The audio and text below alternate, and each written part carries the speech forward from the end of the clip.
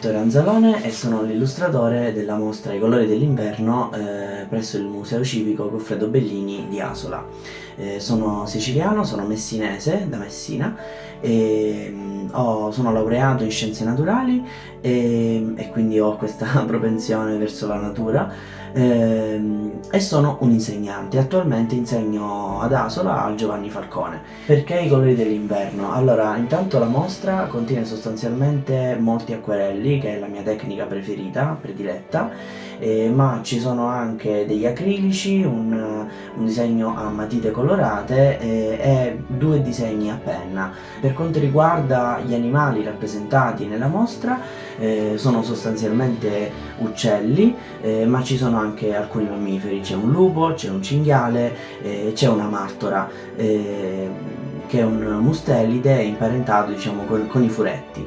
Che cosa raccontano i miei disegni? Allora, alcuni sono, diciamo, didattici, quindi magari su sfondo bianco è disegnato l'animale in una posa caratteristica, e quindi magari all'osservatore servirebbe a identificare i tratti diagnostici di quella specie, e mi auguro vivamente che magari dopo aver visto la mia mostra chi è andato a vedere questa mostra possa in qualche modo riconoscere l'animale in campo aperto.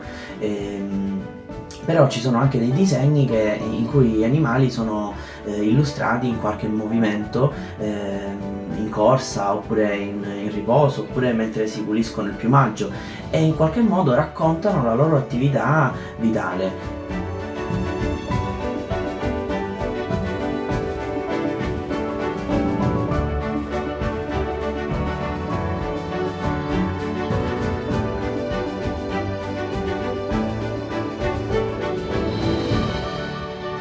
Per quanto riguarda l'allestimento, vedrete, si può vedere che l'ambiente è diviso in due salette.